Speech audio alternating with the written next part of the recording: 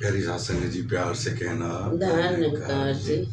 सबसे पहले तो मैं प्रदीप नासा और ये मेरी माँ के जैसी रानी आंटी, हम दोनों मिलके आपको इनवाइट कर रहे हैं 77वें वार्षिक निरंकारी संत समागम पे, जिसकी डेट्स हैं 16, 17, 18 नवंबर 2024।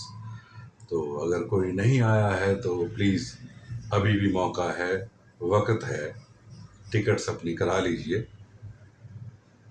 और क्यों करानी है, किस लिए करानी है, क्या फ़ायदे होते हैं, उस विषय में हम चर्चा करेंगे आंटी के साथ। क्यों हमें समागम पे जाना चाहिए, गुरु पे विश्वास कैसे बढ़े, और बहुत सारी बातें। तो शुरू करते हैं अभी। तो मैंने इनका तारुफ करा ही दिया है। ये रानी आंटी हैं, बचपन से हम इनको देख रहे हैं, इनकी गोद में पले बड़े हैं। धन्यकार आंटी जी। धन्यकार बेटा। तो आंटी बताइए, कैसे विश्वास बढ़े इस निरंकार पे, सदगुरु पे? ऐसा क्या आपके पास तो खजाना है,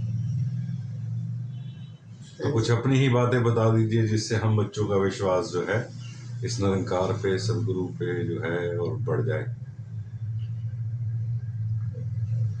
दासी को तो देखो, बिना विश्वास के तो कुछ भी काम नहीं होता जी। कोई हम डॉक्टर के पास भी दवाई लेने जाएं तो विश्वास होगा, वो दवाई खाना भी हमारा काम करेगा। एक रिक्शे वाला होता है तो उसके पास लाइसेंस है नहीं, किस उम्र का बैठा है, तो बस हम उस पर बैठ जाते हैं, हमने यहाँ जाना है, बिना विश्वास किए तो मंजिल पे पहुँच जाते हैं। तो ये तो संगत में जाते रहने से ही विश्वास बनता है, क्योंकि जब हमें पिछले ग्रंथों की बात बताते हैं संत, तो विश्वास टिकता है कि हाँ, साकार गुरु में का आशीर्वाद बहुत ज़रूरी है।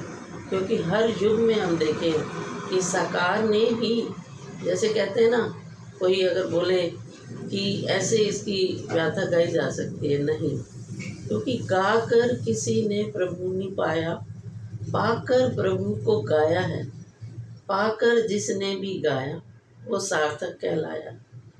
क्योंकि जिसने भी पाया तभी तो वो बोलेगा, ऐसे कौन बोल सकता है? तो अपनी कोई ताकत भी नहीं है।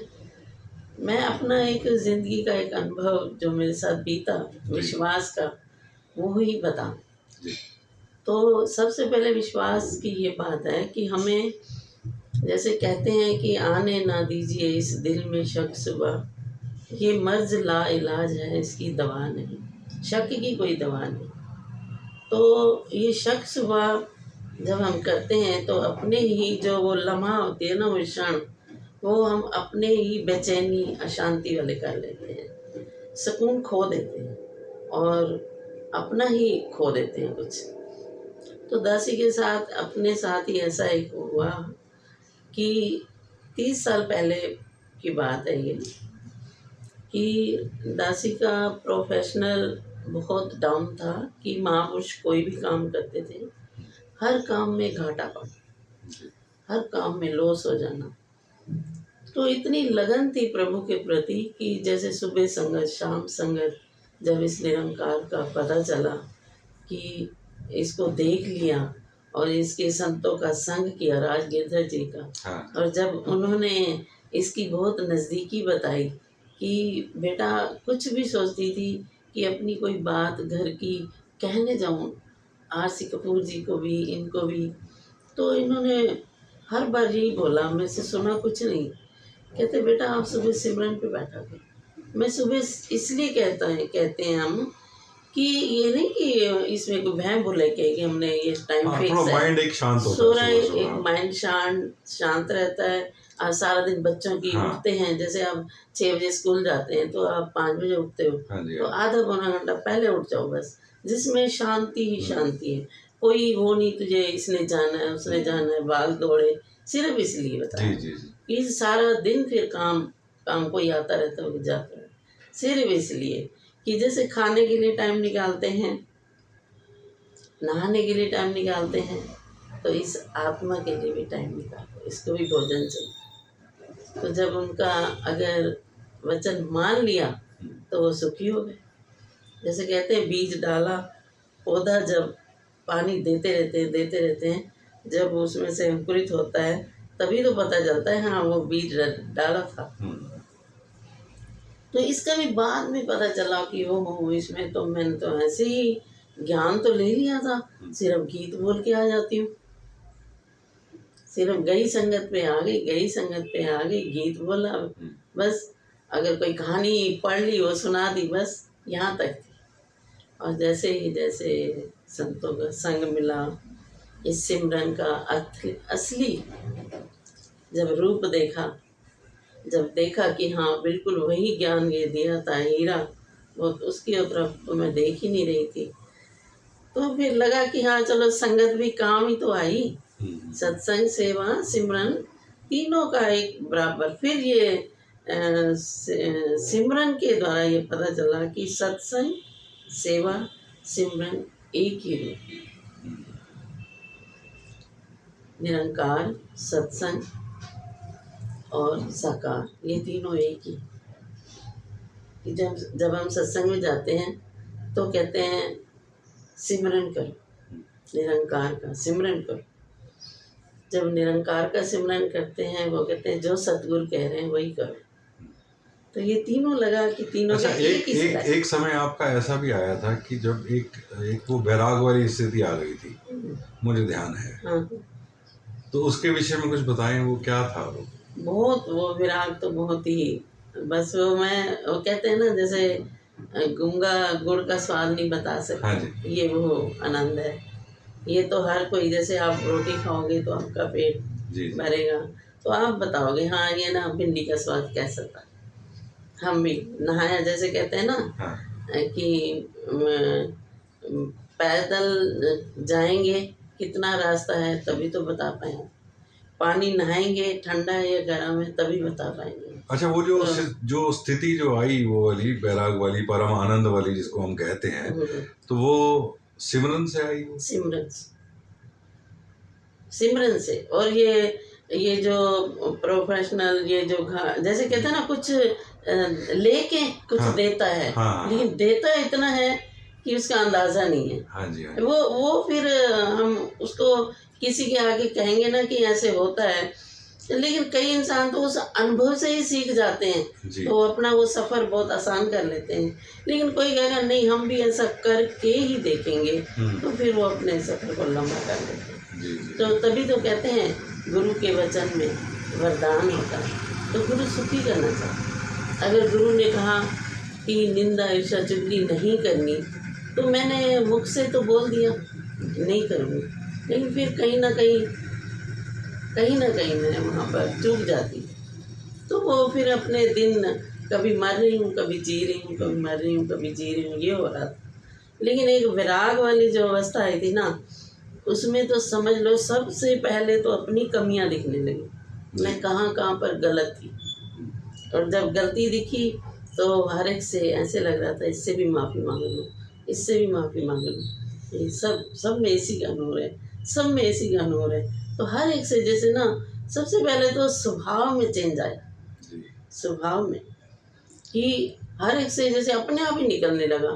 किसी को नाम बोलो ना जी करके संगत में।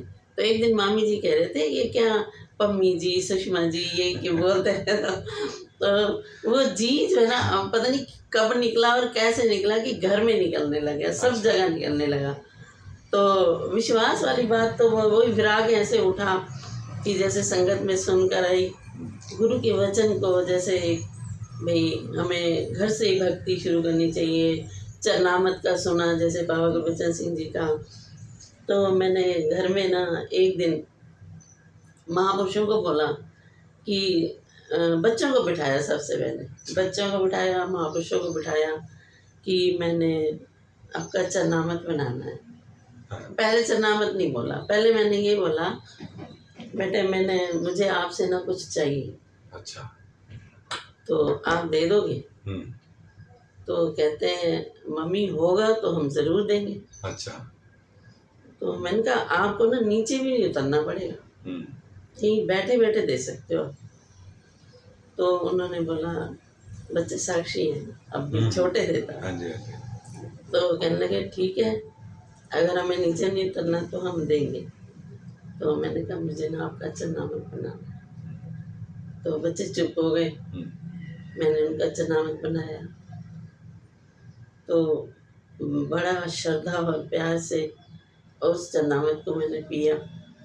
घर में सारा छिड़कती थी, वही काफ़ी टाइम चलता रहा। फिर एक दिन ध्यान आया कि महापुरुषों का चरनामत बनाना है। तो इनको बिठाया, ये बिल्कुल ना बनाने दें। कह रहे नहीं, मेरे में गुण नहीं, मेरे में वो गुण नहीं है।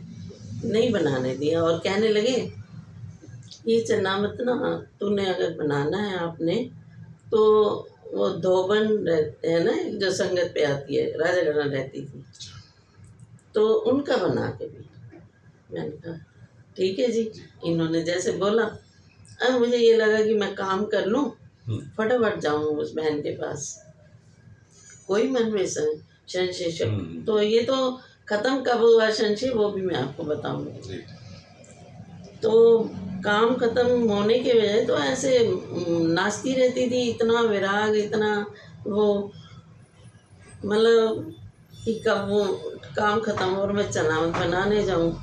तो इसी ही जब हम काम करते करते करते करते वो लाइन याद आ गई, अवतार मन की धोबी कपड़े धोवन लगा, मैल कदे भी तकता नहीं, गुनाहगार नु बख्शन लगा, बख्शन हारा थकता नहीं। तो ये रास्ते में भी बोलती जा रही कि मेरी मन की मैल।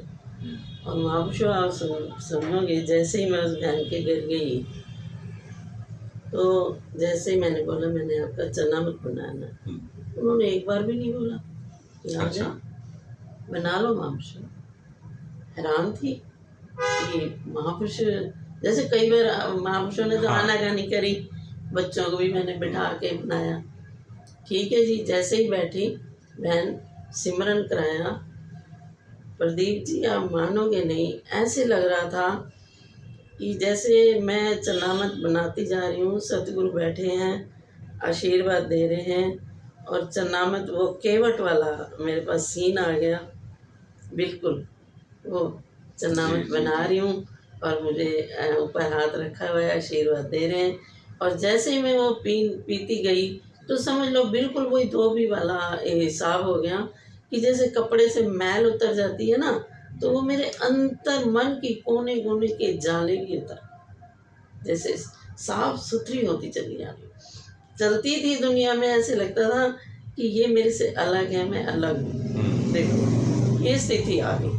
फिर वो तो एक अभिमान आने लगा, एक अभिमान न छुए, ये अभिमान संगत में जाके ही खत्म होता, ऐसे नहीं होता।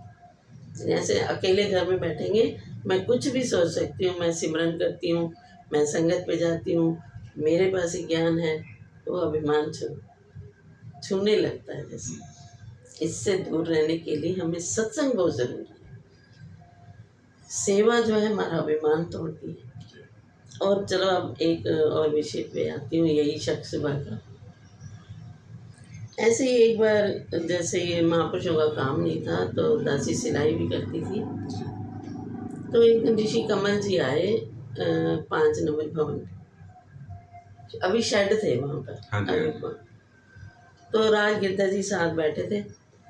मैंने बोला, मैंने आप इन्हें बोलो कि महापुरुषों का काम जो भी करते हैं उसी में घाटा होता है, बच्चे पढ़ाई वाले। कह रही तू खुद मांगना, तो बस भक्ति भक्ति करती रहती है, भक्ति बच्चों के लिए कुछ नहीं चाहिए तेरे को, बिल्कुल ऐसे बोला।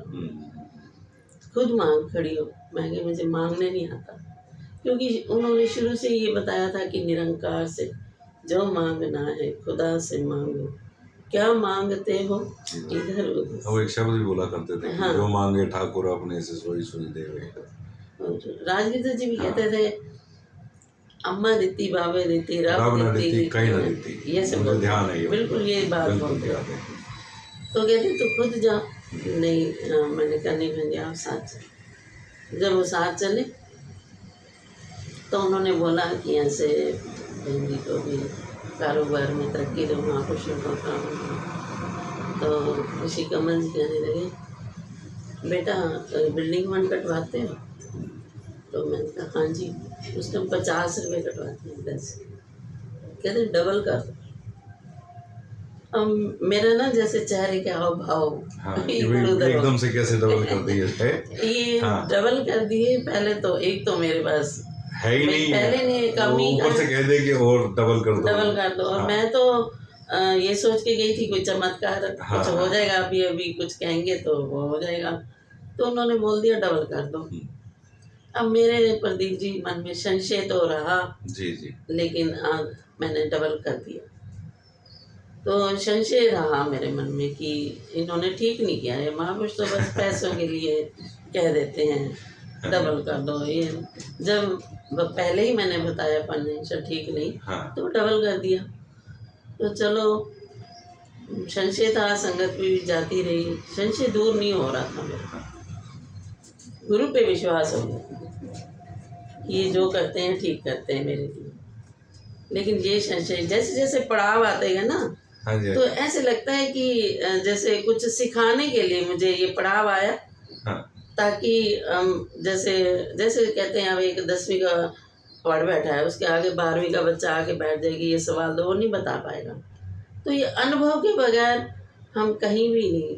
हम कोई कहानी होती शायद इतने सालों की मैं भूल गई होती, दाएं बाएं अक्षर कर देती। अपना ही अनुभव है। जी तो काम चलता रहा। 8-10 दिन हुए, मेरे घर मोटर पानी की खराब हो गई। खराब हुई तो सारा काम पड़ा था, सुबह संगत पे भी चली गई, टैंकी खाली, मटके वटके सब कुछ खाली, बाल्टी, क्योंकि कोई ऐसा साधन नहीं था और कहाँ से भर के रहें। तो क्या हुआ कि काम सारा पड़ा हुआ है, बर्तन कपड़े सिलाई कर रही हूँ, अगर यहाँ तक कि सब्जी रोटी भी बनानी है तो पड़ोस से पानी ला के बनाई। तो फिर जब बच्चों को भेज दिया, संगत से भी हो आई, काम थोड़ा बहुत झाड़ू वाड़ू लगा दिया। उसके बाद फिर मैंने प्लम्बर की, पड़ोस में रहती है उनका जीजा प्लम्बर, तो उनके पास गई। मैंने कहा अपने जीजा को बुला दो, मेरी मोटर देख ले एक बार। तो वो जब उन्होंने बुलाया, वो आए वो उन्होंने देखा तो जैसे इतनी दूर बटन था, तो उधर मोटर लगी हुई थी आंगन में। तो कह रहे हैं आप बटन के पास खड़े रहो, दबाया फिर बंद करवाया। फिर कहते हैं बहन जी एक पानी ले आओ, एक बाल्टी। अब मेरे घर पानी तो था नहीं, मैंने फिर उसी बहन से एक बाल्टी जाके पानी लेके आई, उनके घर से लेकर आई, दे दिया। और वो मैं वहीं बटन के पास खड़ी रही, एक डब्बा डालते मेरे से बंद करवाते, डब्बा डालते फिर बंद करवाते, ऐसे करवाते रहे। फिर जब लास्ट में थोड़ा सा पानी बचा, वो डाल दिया, फिर बटन दबा के कहते बस अब इसे चलते रहने दो। अब वो काम तो बाद में समझ आई ना कि ये तो मैं भी कर सकती थी। मैं कहाँ कर सकती थी ये पानी डालना और बटन, मेरे को तो ना कारीगर को पता था। तो वो करवाया, ठीक है, पानी आ गया, कोई ऐसी वो नॉर्मल था, बस कर दिया, काम हो गया। कहीं ये नॉर्मल नहीं था, ये बाद में मेरे खुद रोंगटे खड़े हो रहे हैं। वो बीज डाल के वो जो एक एक डब्बा करके जो एक बाल्टी जो पानी उस मोटर में डाला गया, पाइप में डाला गया, वो कहीं पानी और खींच कर ले आया। हाँ। वो जो पर्ची जो बोली थी ना कि बिल्डिंग फंड को जो है समझ गए, डबल कर दो, समझ गए, वो डबल कर दो, वो इसीलिए कहा गया था कि वो जो ऋषि कमल जी ने कुछ नहीं किया, वो पानी का डब्बा जो है जो उस प्लम्बर ने डाला, ऋषि कमल जी ने भी यही कार्य किया, जो इस माँ को, इस बहन को बोला कि बिल्डिंग फंड डबल कर दो। उस वक्त उस समय तो ये बात कहीं बड़ी अटपटी सी लगी और बड़ी अजीब सी लगी यार। एक तो पैसे है नहीं, दूसरा जो है ये कह रहे हैं कि डबल कर दो, सेवा डबल कर दो, ऐसे कैसे इन्होंने कर दिया। और ये बात तब समझ आई जब वो प्लम्बर घर में आया। तो आंखों में दर्द सुन के थे, आप समझ गए। हाँ जी, तो मेरे अब सुन के आंसू आ रहे, लेकिन उस टाइम मुझे कोई वो नहीं था। ठीक है, मोटर ठीक हो गई, काम भी हो गया, शाम को फिर संगत पे गई, हो गए ये 15 दिन बीत गए होंगे। जी जी जी। तो दासी ऐसे काम कुम करके ऐसे बैठी थी अपना, जैसे थोड़ी देर बैठती है तो ध्यान ही इसकी तरफ चला जाता था, निरंकार की तरफ। तो जैसे ही ऐसे बैठी, सिमरन पे थोड़ी देर ध्यान ऐसे जुड़ा सतगुरु की तरफ, तो सतगुरु कहते हैं अभी भी तेरा संशय दूर नहीं हुआ। तो दासी ने एक मिनट चुप हुई कि संशय। तो सतगुरु ने कहा कि वो दिन याद करो, वो दिन याद करो जिस दिन आपके घर पानी नहीं था। हाँ। तो सब कुछ सूना हो गया, सब कुछ खाली था, बर्तन वर्तन। तो आप प्लम्बर बुला कर ले आए और आपके घर पानी की ही कमी थी, पानी मंगवाया गया। हाँ। तो मैं सुनती जा रही हूँ, सुनती जा रही हूँ, अभी बीच में ही सुनते सुनते मेरे आंसू समझ लो आंख में भर गए थे। हाँ जी, हाँ जी। कि ये क्या कहना चाह रहे हैं। तो पानी खत्म था, पानी आपसे मंगवाया गया। अब जब आपके घर पानी आएगा वो उधार भी दे सकते हो। तो पानी फिर उस कारीगर ने एक एक डब्बा करके डलवाया। आपके घर पानी नहीं था, पानी मंगवाया गया और डब्बा एक एक करके डाला गया। और वो जहाँ स्रोत से पीछे से खींच कर ले आया, पीछे से। जी जी जी। तो दासी का जैसे ही ये वर्ड्स, सच में सतगुरु से मेरी बात हो रही, मैं तो मेरे आंसू नहीं रुक रहे थे, आंसू रुक ही नहीं रहे थे, रोती ही जा रही थी कि मैंने गुरु पे शक की, मैंने संतों पे शक की। ये गुरु के थापे हुए संत होते हैं जो हमें ये ज्ञान की बख्शिश देते हैं और जो नित्यप्रति संगत में हमें अपने अनुभव से।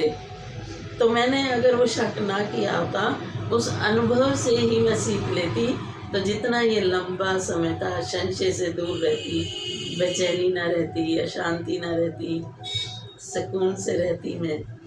तो वो समय जो है ना, मुझे आज तक जब भी कोई ये ऐसा पड़ाव आता है कि वो संशय समझ लो, वो फिर उस दिन के लिए नहीं, वो जिंदगी भर के लिए दूर खत्म हो गया।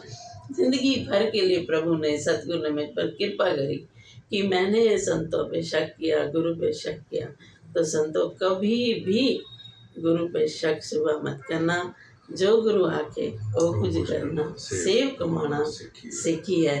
तो जब भी फिर कभी भी संतों ने एक बार फिर ऐसे चौधरी साहब ने, हमारे इस चौधरी जी ने ऐसे संगत में बैठ के आवाज़ दी कि समागम सेवा डबल कर दी जाए। और जिनके जो हैं पाँव अगर नंगे हैं, आज के सतगुरु कहते हैं कि जिनके पाँव नंगे हैं, पहले कहते थे कि चादर उतनी पसारो जितनी पैर पूरे ढक जाएं, लेकिन आज का सतगुरु कहता है आप पाँव पसारो, चादर मैं डालूंगा। तो फिर दासी उठी और जैसे 500 तक आ गई थी, बढ़ाते बढ़ाते। तो फिर मैंने 1000 रुपये उन्हें दिए। तो मैंने कहा चौधरी साहब पाँव मेरे नंगे, ढके आप रखें। तो ये आशीर्वाद मांगी। फिर जब कभी पड़ाव आता फिर डबल कहते थे महापुरुष। तो मतलब हमेशा के लिए ये ख़त्म कर दिया संशय। तो वो जब संशय ख़त्म हुआ ना, तो फिर ये दिल से अगर कोई घर में भी बच्चों को जैसे सेवा का बीज डालो। आज जब बच्चों को कहती हूँ देते हैं समागम सेवा, तो दासी की खुशी से आंसू वो सीन याद आता है। शुक्र है मालिक, तूने ज़िंदगी भर के लिए ये जो है ना मेरा ये दूर किया। ऐसे सबके जो भी जुड़े पूर्ण विश्वास के साथ जुड़े, कोई भी मन में संशय रह ना जाए। अगर संशय है तो उसको संतों के साथ बैठकर, जैसे बोलते ना दे वो किताबें गुरमत मिली है तुझको, तू पढ़ के जीवन सजा लिया कर। नहीं जो आता ये इल्म तुझको, तो आलिमों से पढ़ा लिया। तो ये दासी की एक जीवन की एक विश्वास भरा पड़ाव निकला। साथ संगत जी, बस ये गुरु है जीवन में तो चेहरे पे निखार है। आज जो कुछ भी हूँ इसी की देन है। सिर के बाल से लेकर पैर के नाखून तक जब अंदर कोई चमका लेता है, अंदर का चमका लेता है, अपने सतगुरु को बिठा लेता है साफ सुथरे हृदय में, तो बाहर की दुनिया, तो बाहर का पहनना, खाना, उठना, बैठना, तो ये सबका ही चमका देता है, सबका। तो आज की जो वार्ता रही उसकी जो 2 बातें मेन रही। एक तो सदगुरु पर विश्वास, जो हम सेवाएं करते हैं पर्ची रूप में जैसे भी, वो इस माँ ने अपने जो है निज अनुभव बताए। दूसरी बात रही सिमरन की, जो इस माँ ने बोला कि वो अनुभव के आधार पर ही आएगी, तो मैं माँ झोली फैला रहा हूँ आपके आगे, आप मेरे पे कृपा करो। वो अनुभव, वो अनहद का अनुभव, वो बैराग का अनुभव, वो सुकून का अनुभव, वो आनंद का अनुभव 24/7 मेरे लिए एप्लीकेबल कर दो आज से, अभी से। ऐसी मुझ पे कृपा करो। आप पर भी सतगुरु की कृपा, अपार कृपा है, जो ये एक एक का विश्वास आप दूर दूर तक पहुंचाते हो। जो अनुभवी महात्माओं पे हम सुनते हैं तो हमारा भी विश्वास ऐसे बना रहता है।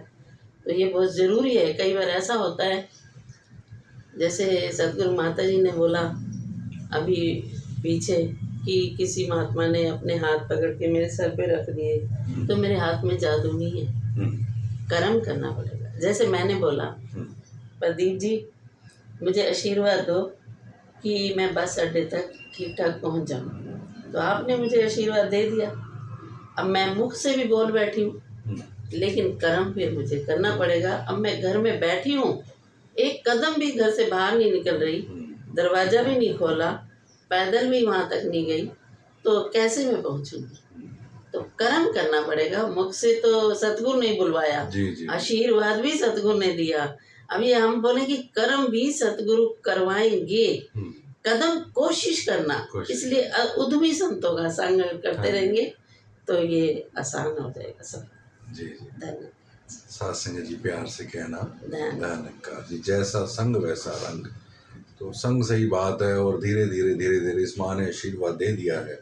कोशिश थोड़ी सी करेंगे। राज गिरधर जी, हाँ। आरसी कपूर जी, ऐसे ऐसे संतों का संग जब जिंदगी में आता है तो निखा। मैं बहुत छोटा था उस समय, पर मेरे को बहुत उनका प्यार मिला, बहुत दुलार मिला, बहुत ही नज़दीकी मिली इन सारे ही महात्माओं की। चाहे वो आरसी कपूर जी का जिक्र हो रहा है, चाहे वो राज गिरधर जी का जिक्र हो रहा है, चौधरी साहब थे, चौधरी साहब के साथ भी टूर करने का मौका दास को मिला। तो थैंक यू है इस निरंकार का, हुण तक जे डोलिया नहीं, तेरी ही कृपा है बादशाह। अब तक संभाला है, अंत सांसों तक संभाले रखना। साथ संगत जी प्यार से कहना, धन्यवाद। धन्यवाद।